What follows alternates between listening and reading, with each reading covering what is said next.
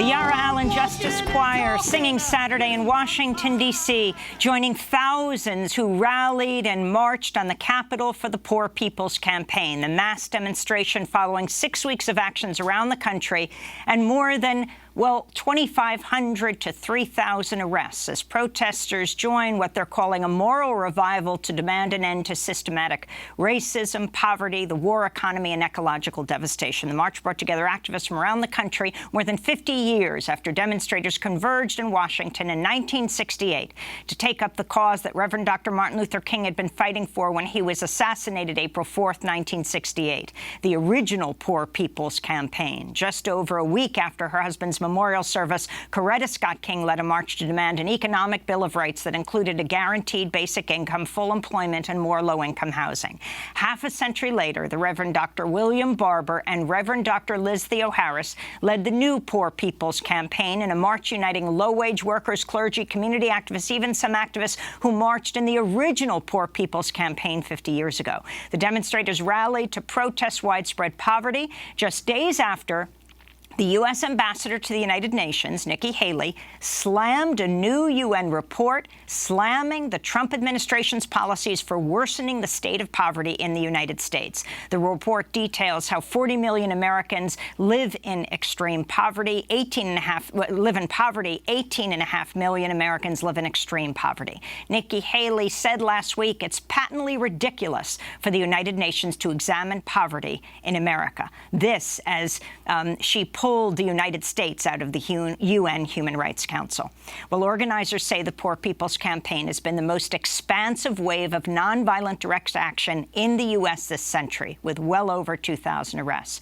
We turn now to voices from Saturday's Poor People's Campaign rally. Please welcome the Reverend Dr. Liz Theo Harris and the Reverend Dr. William J. Barber. We are a powerful group of poor people and moral leaders and activists and organizers and freedom fighters. And 40 days ago, on Mother's Day, we launched this campaign. Our work has only just begun. Because over the past 40 days, people of all races, colors, and creeds have joined together to engage in nonviolent, moral, fusion, direct action to demand that we lift all families up. We lift all people up. We don't break them apart. It is unjust, immoral, and unnecessary to have millions of poor people in this land. It is unjust, immoral, and unnecessary that we have children warehoused across this country because of their immigration status, because of their homelessness, because their families have no access to water. We need a Poor People's Campaign. So we are building one. We gather today for a call to action. We gather here declaring it's time for a moral uprising all across America. We are in the same moral tradition of the prophets of Israel who challenged kings and rulers to stop legislating evil. We are in the same moral tradition of Jesus, whose evangelical work was not being against gay people, but being against poverty. We are in the same moral tradition of the Apache and other indigenous spiritual people who taught us to care and not destroy and poison the air, water, and the land. We are in the same moral tradition of the abolitionists who knew if slavery was legal, it was still immoral and it had to be challenged. We are in the same moral tradition of the Reconstructionists who, after the Civil War, fought for equal protection under the law. We are in the same moral tradition as the social gospel movement who looked at poverty and corporate greed and asked, what would Jesus do? We are in the same moral tradition of those who fought for labor unions and decent wages and 8-hour workdays, even when they were killed and hung in places like Chicago. We are in the same moral tradition as Cesar Chavez and MLK and Rabbi Heschel and Fannie Lou Hamer and Swana Chaney and Goodman and Rosa Parks and Unitarian and Muslims like Malcolm and gay people and social justice activists like Bayard Rustin. We stand in the same moral tradition that have always fought to help this nation be a little more grounded in love, truth, and peace, and to come a little closer to being a more perfect union. This is who we are. Make no mistake, America, you've got to get a new lexicon for this. You won't be able to report this like you've normally reported it. We are black, we are white, we are brown, we are red, we are yellow, we are gay, we are straight, we are old, we are urban, we are rural, we are Jewish, we are Christian, we are Hindus, we are Muslim, we are people of faith, we are people not of faith, from Alaska to Alabama to the deep south in Mississippi to northern Maine, from California to the Carolinas, from the Midwest, from the Rust Belt to the Wheat Belt. We are the Poor People's Campaign, a national call for a moral revival, and we won't be silent anymore. And so today is about the people. This is a different kind of rally. We've not invited people here today to speak for the people. We've invited the people to speak for themselves, because I think it's time for a revolution. Wow, you guys are beautiful.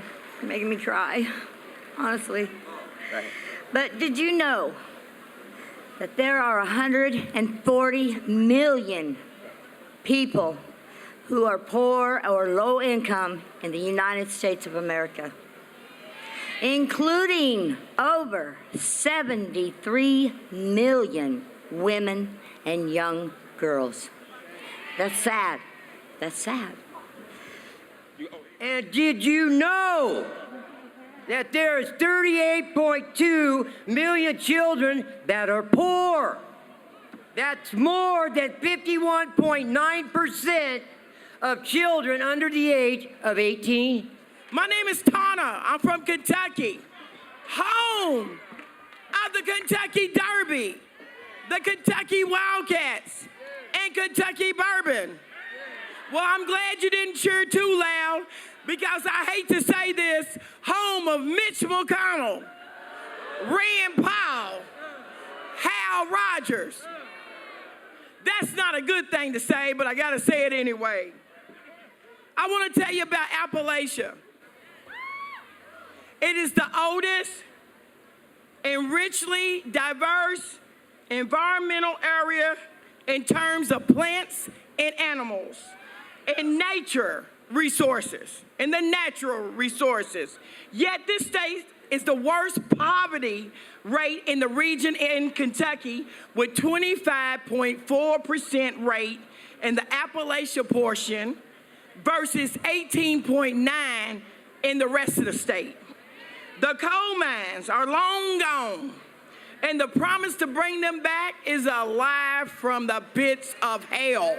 Greetings. I come in front of you today as a biracial, African-American, transgender woman without health care, with serious health issues. But I stand to you today to tell you that after earning a bachelor's degree in history and political science, after working 30 years of my life with a good paying job, I too have been set back. I have been diagnosed with kidney disease, stage 5. I fell behind in my payments.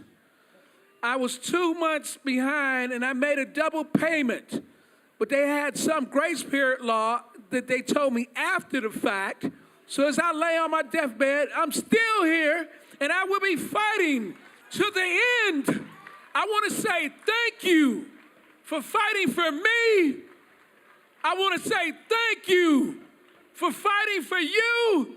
And I want to say thank you for fighting for a moral America. I love you. Yeah, give it up for Jade. So my name is Iracema Hernandez. People call me Sima, but you can call me your sister. I stand here in solidarity with Kenya from California. She is the co-chair of California Poor People's Campaign. She could not be here, but she is watching. She is welcoming a new addition to her family. I'm here today to talk about what's being done to our families, to shine a light on the atrocities happening to our brothers and sisters crossing imaginary borders. I am a daughter of immigrants, migrant workers who crossed the border for a better life and said it was a life of bondage. We worked the tomato fields, apple, peach, and orange orchards. As a little girl, I remember picking tomatoes with my grandmother as a plane flew over us dumping pesticides. I lived in the shadows in fear for my mother and my abuelos that they would be deported for much of my life. Separating families is a practice that has been done for a very long time to keep us in control and keep us scared. The capitalist system is deeply rooted in white supremacy. When our brothers and sisters are crossing imaginary borders, it's not because they want to. It is because they have to survive war-torn countries, economic and ecological devastation caused by capitalist and white supremacy ideology that bombs black and brown nations to exploit and profit from humanitarian crisis. We must learn from history to avoid repeating it. We must stop families from being separated before it happens, not after the fact when it's comfortable and convenient to talk about it. My brothers and sisters, we can all do something to help stop these atrocities by divesting from the system that contributes to this perpetual war economy. Take your money to credit unions and reevaluate your retirement and investment accounts. Use the capitalist system against it and break it. I was born in this country. I am a citizen, and still I lived in fear. I was born into bondage. We were all born into bondage. But we can change that right now. To the people employed by the federal government just doing their job, do not let the job get in the way of your humanity. Now we want to hear, as we get ready to march, from our brother who is a brother, who's an actor, but when he's out here, he ain't acting. He's the real deal, none other than Danny Glover. Thank you, Reverend Barber. Thank you for all being here today, this historic moment here. I'm here, and I think about the moment whenever Ozzie Davis or Ruby Dee showed up to someplace, they've always said, I'm here today because this is where I'm supposed to be here. We're here today because this is where we're supposed to be at this moment as we fight injustice, as we fight on behalf of poor people in this country and also around the world. In this way, we remember ourselves, our sister who was assassinated in Brazil, in Rio de Janeiro, our sister Marielle Franco, who led through it for LGBT people who also doing that. So we know all of that. We know that we're here, that it goes beyond this, but we know we have to organize.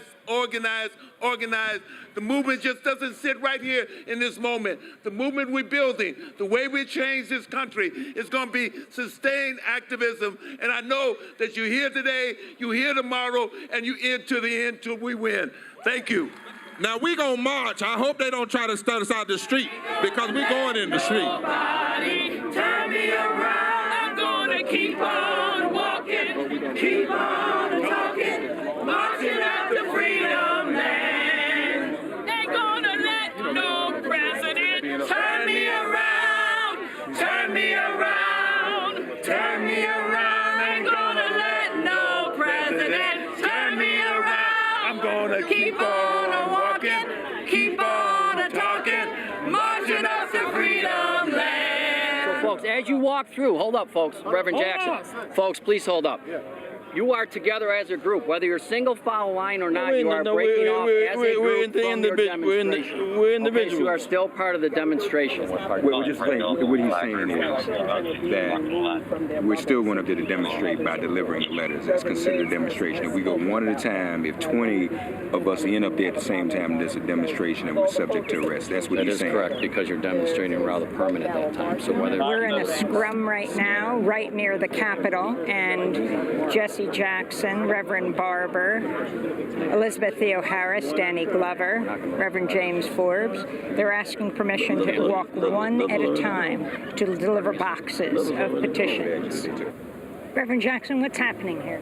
the police are pulling a border patrol stunt on us, stopping us from walking up to the Capitol. They say if you march individually, it's all right, but the group you can't. We're a group of individuals. We have the right to march to the Capitol. A nonviolent protest with our concerns about justice and dignity and health care and jobs and wages.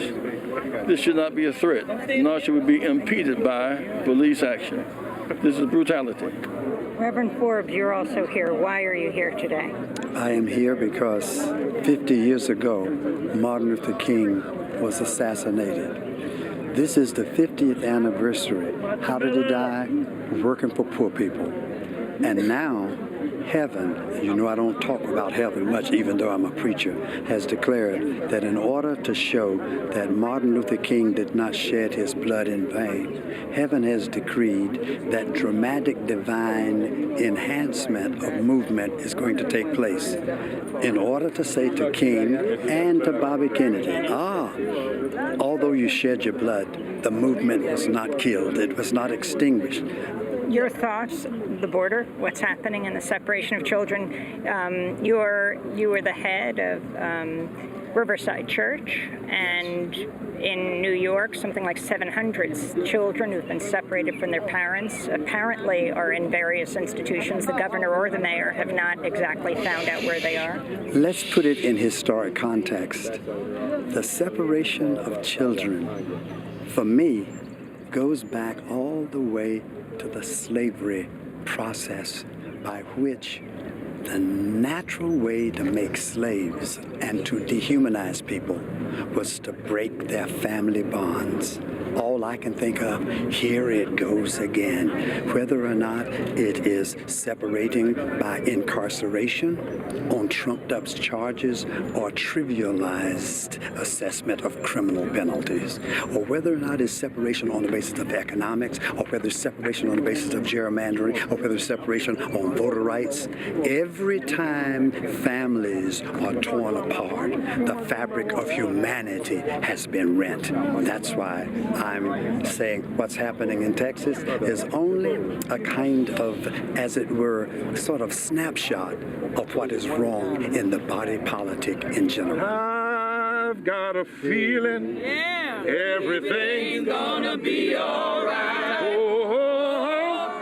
Those last voices, the Reverend James Forbes, Distinguished Senior Minister Emeritus of the Riverside Church in New York, and the Reverend Jesse Jackson, who was with Reverend Dr. King when he was assassinated April 4th, 1968. Singing was the Reverend Barber, who together with the Reverend Liz Theo Harris have been leading the new Poor People's Movement that they say has just begun. In these last 6 weeks, there have been over 2,500 arrests. This is Democracy Now! When we come back, a new film called The King. Stay with us.